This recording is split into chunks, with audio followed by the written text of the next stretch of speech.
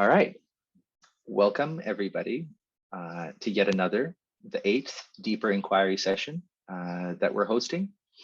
And these sessions we created as a way to dive deeper into some topics that we think are relevant. And when I say we, it's the Guerrilla Foundation and all of our collaborators, both grantees, but also all the people we work with.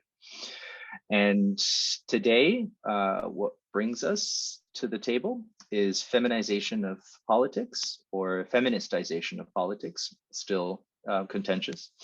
But the bottom line is politics having been entrenched in hyper masculine, hyper patriarchal narratives, values, and states of being are being finally at long last challenged quite a bit.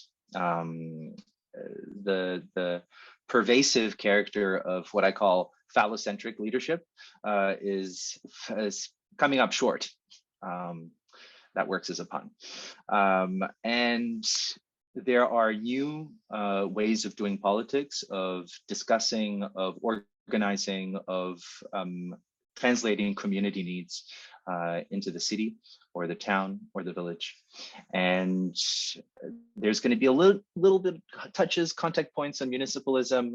There's going to be contact points on personal experiences, and I will shut up now and leave you in the capable hands of Maria Francesca and Irene, who can do a little quick intro of themselves and give us some inputs. So take it away. Thank you. Hi, everybody. Welcome. Yeah, I'm with Irene. I will start a bit and then probably she will add anything. So, of course, if you're here, it's because all of us are interested in feminism somehow, maybe feministisation of politics is not something you're used to listen to and maybe not even used to pronounce. So probably it should be interesting to first tell a bit about what we mean by that term. And so we are not dealing with feminism in general. And of course, there's also different ways to be feminist, different feminisms. But mainly we are discussing about how we can translate our feminism into feminist practices within our political organizations. Because what we realize is that in many occasions, even if our organization is feminist, or it claims to be feminist, and sometimes, of course, really believes to be feminist, still in their structures or behaviors or way of thinking or the way they relate to the external world is somehow patriarchal. So it can enact patriarchal practices, even if it's fully committed in theory or in their documents or in their beliefs to feminism. This can be related to even very simple things, like, for example, who speaks more in our assemblies, or how you get to assemblies. So if you have had to deal with kids before coming to assembly, or you live in a remote place, so it was already hard to be there, or what kind of care work has maybe impeded you to go to an assembly, or sometimes oppositely you can have some patriarchal and, let's say, violent practices even in the assembly. So kind of confrontative discourses or conflictual views. So, and sometimes we even don't see who is missing in our assemblies. So, for example, we are very used to being totally white assemblies, or people, let's say, not disabled or any other kind of privilege. So why aren't our assemblies maybe more heterogeneous, more varied? So feministization of politics is a bit a way to start practicing what we preach, and don't wait to change all the world in order to change our own practices. So it's really about very little, but not so little things that we can do as a movement, as an organizations to make ourselves less patriarchal before changing the world outside, let's say. Of course, we cannot say we have solutions. Probably feministisation of politics is more about posing the right question, because of course you will never answer, but it's important to keep questioning your actions, your organizations, the way you behave, again, how the speaking time is used and who is there in the assemblies and so on and so forth. So it's about really taking the opportunity to think about our structures, relationships, the languages also we use, because for example, I'm active in an organization that is mainly artist-led, but most of our political practices are spoken words, so they are assemblies basically. So how we can, of course, the artists themselves, the people who are in the space, who are the protagonists, let's say, of the organization itself, have to use a language they are not fully comfortable with. But of course, feminism is also about intersectionality, so how we can see how privileges can accumulate with each other, and oppositely, of course, disadvantages can create intersection with each other. The work we did, Irene and I, about this feministisation of politics collective that we will be speaking about, is mainly starting in the municipalist environment. So probably it's useful to tell a bit more about this, what is municipalism, because probably not everyone might be familiar with it. And yeah, basically this was a way like started in 2011, especially in the south of Europe. And it has been a way for political organization to take advantage of the local level, so of the relationship somehow with local institutions and local communities in order to start changing their ways of doing politics, ways of conceiving institutions, but also, of course, to lead community-led struggles. So, of course, municipalist movements tend to be horizontal and heterogeneous, because they try to see how the full city community or local community can be involved, can be protagonist in the city, in the local democracy. So they start sometimes, and very often actually, from mutual aid practices that then start becoming forms of self-organizations. The Feministisation of Politics collective was born exactly in one of these organizations, namely some Spanish municipalist activists that decided, they were realizing that sometimes, even if their organizations were fully feminist, of course, all municipalist organizations in Spain were feminist, but they were struggling to put this into practice, especially, of course, in the elections. Because, of course, then it becomes, when you run for elections, it really becomes the traditional patriarchal way of competing with each other. And then there is a lot of hate speech, of course, discriminatory speech, of course, especially with women candidates. And sometimes even your own organization does not allow women to run for election, or maybe they do not support them as much as they do with male candidates. And male are very often perceived as the leaders. So the real question was, how can we discuss these issues within our organizations? Of course, without being considered those who want to attack your own organizations, but just to help your organization to start practicing and be more open, horizontal, and diverse. So basically, these actually they were non-male comrades from Spain, from Spanish municipalist movements. They decided to gather together with other municipalist comrades from Italy, Croatia, Serbia, France, and Poland.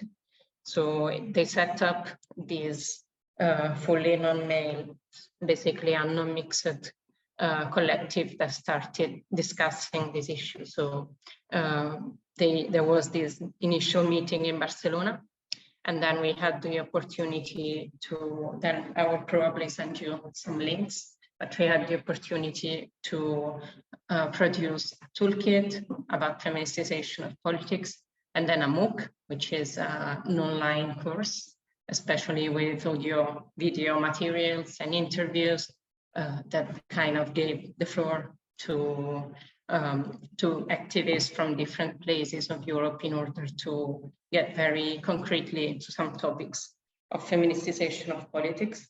And now we are continuing our projects and then always seek to expand our collective. And we are setting up a project of buddy system. A buddy system means a system through which we, as comrades, as feminist comrades of different organizations, can support each other in enacting feministisation of politics in our own organization.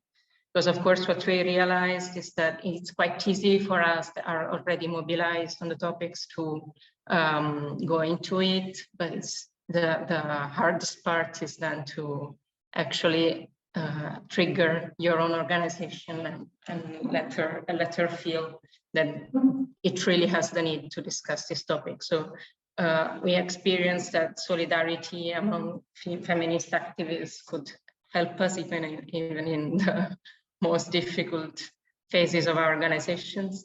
And so we decided that that could be a key to work on it. But really, as I was saying, the feministisation of politics is mostly about questioning. And this is why we started, actually, the very first thing we did was a questionnaire, self-questionnaire that we did within our own organizations to see how feminist we are in our documents, so in our speeches, how much we speak about feminism and how much we declare it as a value. For example, my organization in Italy is not really, does not define itself as a feminist, but rather as anti-sexist.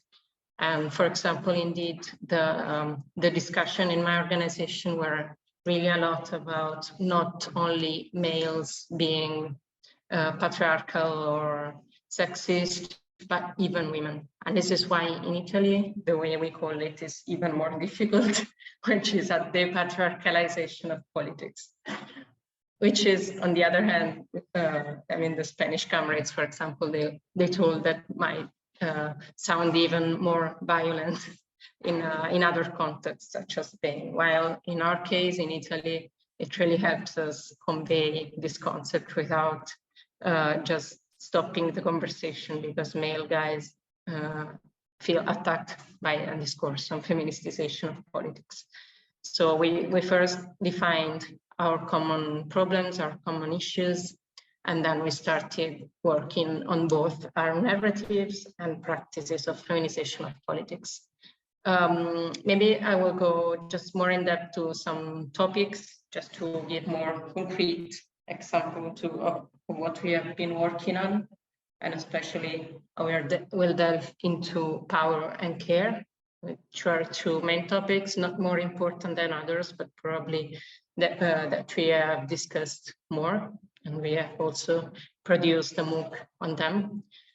So basically, the idea of power is normally conceived as a power on someone, over someone. So while a feminist concept of power is rather similar to an empowerment, so a power of doing something, which is a power that is built collectively through cooperation and not something that you need to take out to take over from someone to compete for, because of course we can be all empowered. I mean, we can share a power, we can cooperate for all of us to be empowered.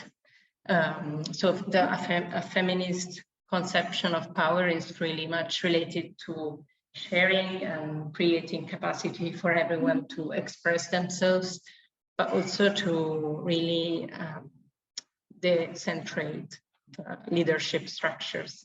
So a feminist leadership is probably a more widespread one, and probably so a more collaborative one. And also it sometimes entails letting other people, so entrust the organization to someone. So letting other people do, because sometimes it's also a matter of care, not to concentrate everything in few hands. And it's an act, of course, of trust and diversification of voices. Of course, it's you also have to deal with how what is the outside perception of leadership. For example, sometimes some organizations has 2 coordinators. It's a very widespread strategy to have 2 coordinators, one male and one non-male, but still the male one is considered outside as the real leader. Or sometimes male persons are more at the center for exactly the same reason. They are at the center of social networks, so they have more networks, and they concentrate in their hands the networks of the organizations. This is, of course, not necessarily something they want to make, but it's something that can happen despite our will. So we reflected on some strategies. Again, they might be not game changers, but a first step to change, first of all, our own organizations, which might be having a mixed group to reflect on privileges and how to deconstruct them. Again, you cannot just pull your privilege away, but really questioning it and deconstructing it is a really good start to avoid it becoming, making our organization too much patriarchal, or maybe sharing information and socializing contacts. So as I was saying, sometimes relationships are very centralized, so it might be a strategy to actually socialize all this contact that you have. Also, informality is really problematic, because sometimes informal spaces are spaces of discussion, care, and even conflict management, but they might be dangerous if they become the decision-making spaces. So making the public, formal spaces, decision-making spaces might also be a strategy. Even, for example, appealing to your own activist experience, or maybe claiming that you know more because you are a longer stage activist, then it is disempowering practice that, of course, can lead to delegitimization of other people. So trying to spot and avoid these behaviors might be a good start.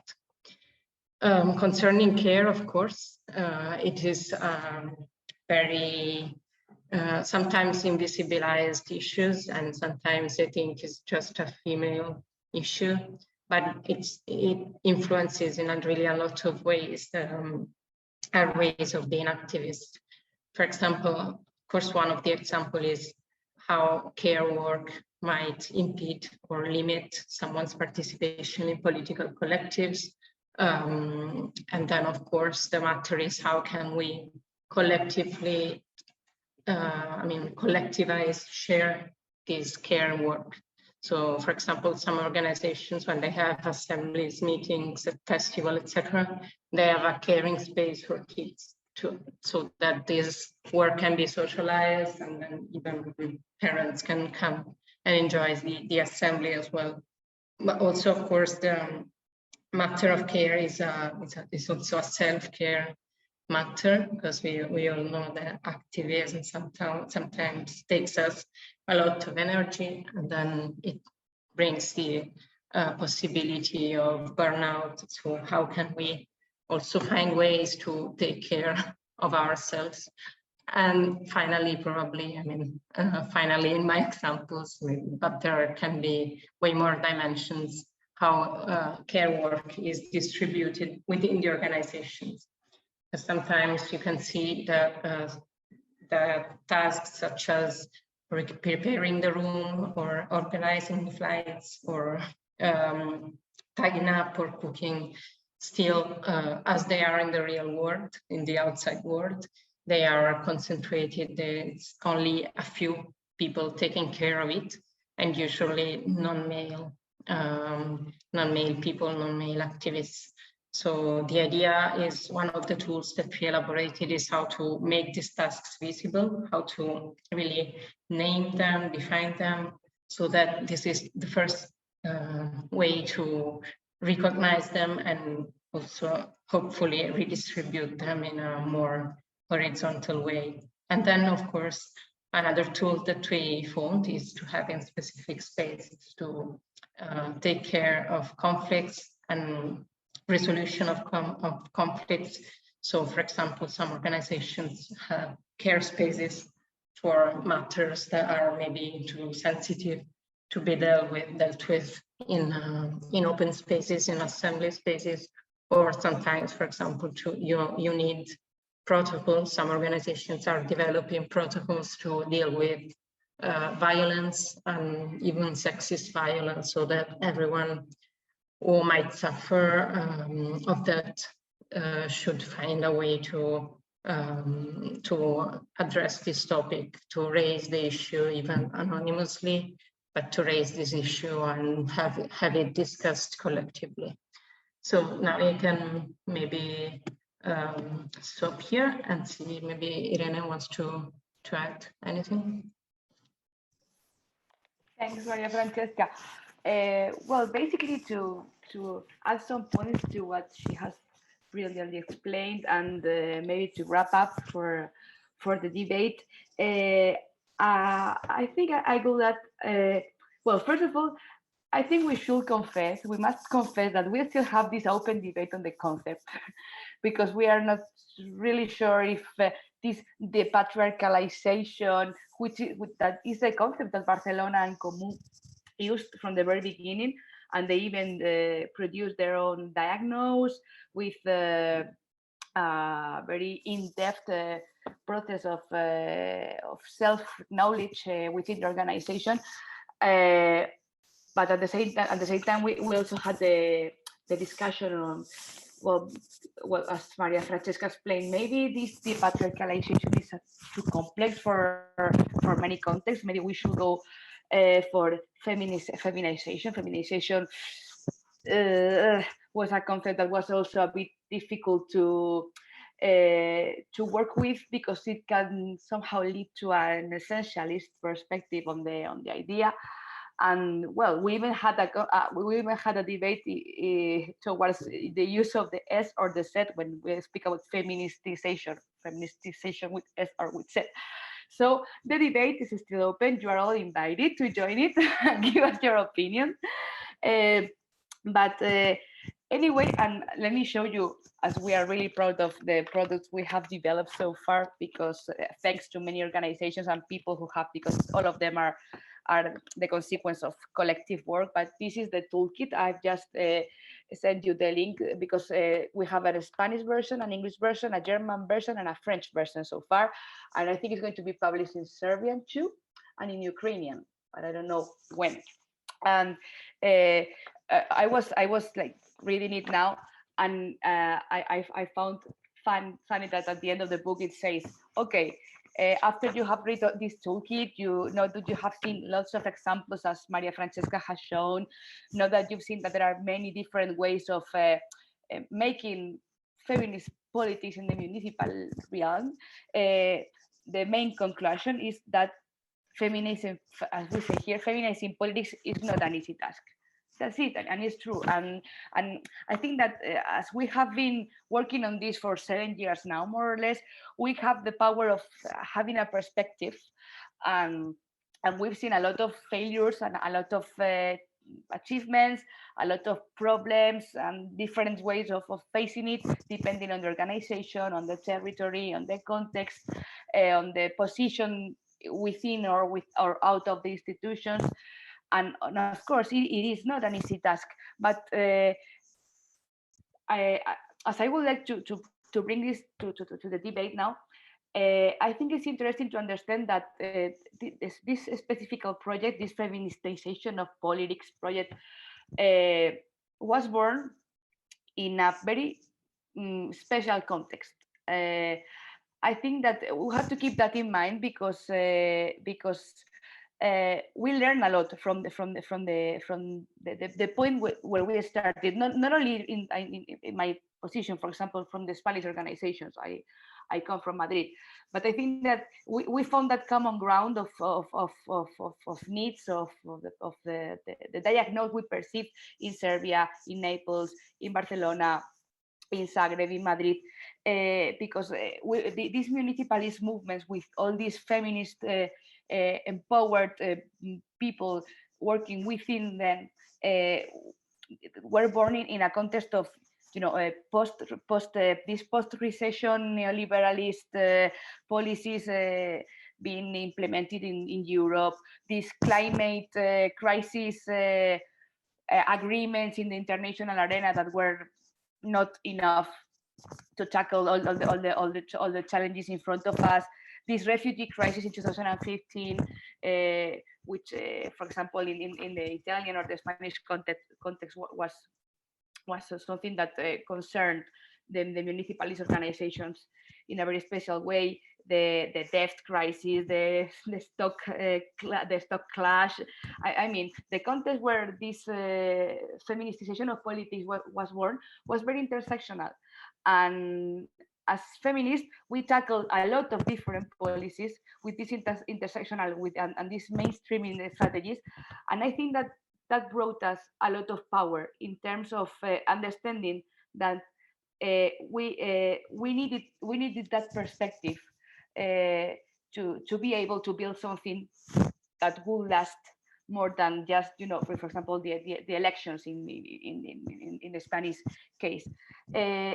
Anyway, and maybe I will have to leave this for the debate, but we should ask ourselves, where are we now as organizations?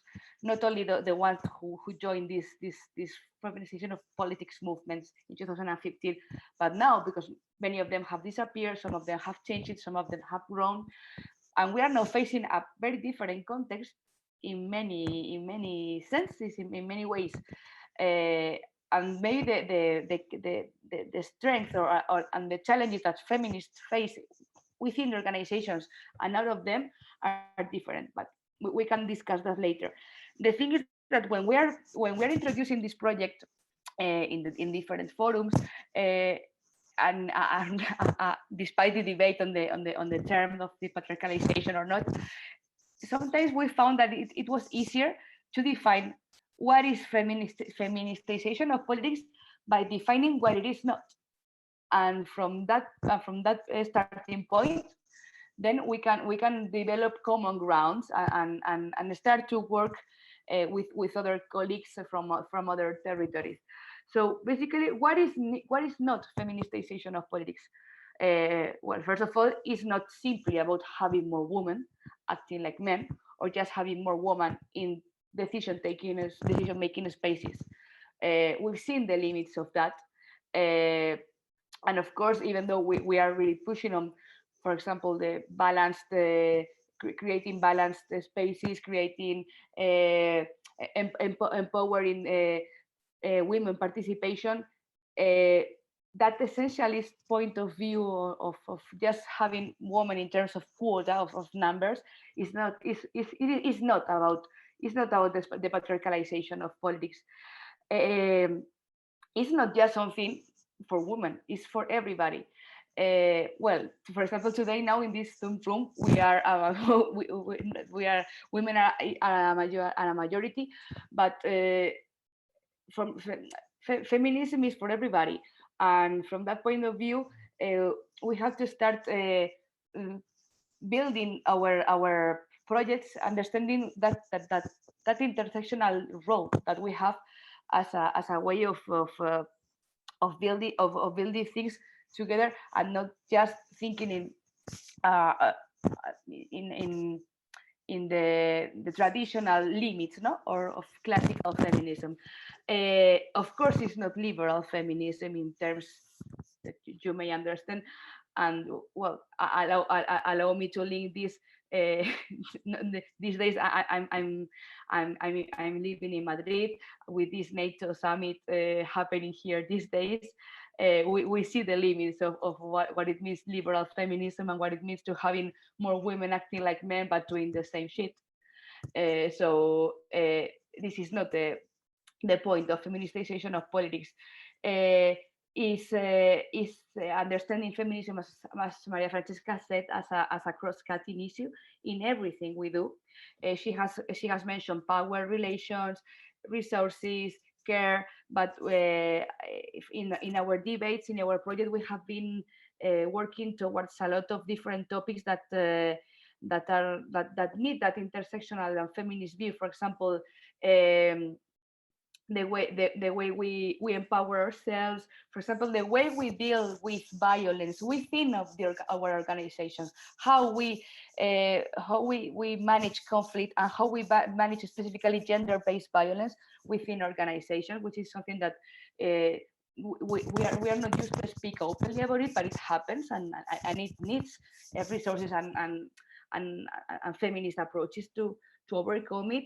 It's about changing structures, changing relationships, changing priorities and times, and that's also changing who has this is dealing with privilege, and that's maybe the core point of the issue. How to put on the table in every organization the fact of who has the privilege, and how can we deconstruct it and rebuild another structures. Laura, who's not here now, but is one of the members of this project. She's a brilliant author on municipalist theories. She always says that actually men should adapt to the ways of doing that are more common among women, because it's fair, and because there are ways of doing things that are more valuable in themselves. For example, care, the way we deal with diversity, the way we cooperate. But that doesn't mean to have this essentialist perspective or that binary criterion of gender to oversimplify, simplify the questions. And of course, it also entails to understand that there are different forms of feminism. And to finish, I would like to finish with a reflection that I shared with my colleagues these days. That is that one of the core points of this project, and it's not okay. Well, we have published this toolkit. We have meet a lot of amazing people. We are growing as a network, and we are learning from each other. That's amazing. Okay, but it's the fact that we have proved that we can work with other points of view, with other ways of doing things. For example, during the pandemic, where we were all locked up at home, where we didn't have the chance to see, to chat, to touch each other for months, we decided that maybe our political debates were not a priority, and that we need some more informal space to care for each other, because we were in different points of the world. Some of us were in very difficult situations, so we built what we call the feminist kitchen, and we were basically meeting to have lunch together. And that's care, and that's politics also, because at the end of the day, we were speaking about politics on those lunch, but we were sharing time of quality together in a very harsh moment for many of us. And it same happens with these ways, these different perspectives on feminism. We come from very different political traditions, and we have debates on a lot of stuff, but we are able to somehow put it together, to find common grounds, and to show up that there are other ways of producing politics. That doesn't mean, as Maria Francesca said, like exercising power over to the others or imposing your point of view, but trying to find what we share, and from that point start building a political project all together. The results are there. We still have a lot to do. We really need support. We need to have more people on this network. We still have to decide if we are depatriarchalizing politics, or we are the feministisation politics, or we have to find another concept which is easier to pronounce, especially for me as a Spanish awful English speaker. But the thing is that there is a lot of room to continue growing, and that as in 2015 the contest was a very hard one. I think that nowadays municipalism is in another point of the way, which is also very interesting to tackle it from a feminist intersectional perspective. So that was basically what I wanted to tell, and I will share some links with this handbook also for you to have it on the online version. And we have the MOOC link also in the chat. Yeah, okay. So, and please, you can contact us, write us with any idea, project you have in mind, because we are more than happy to read and to share our challenges, our failures, and our success with you.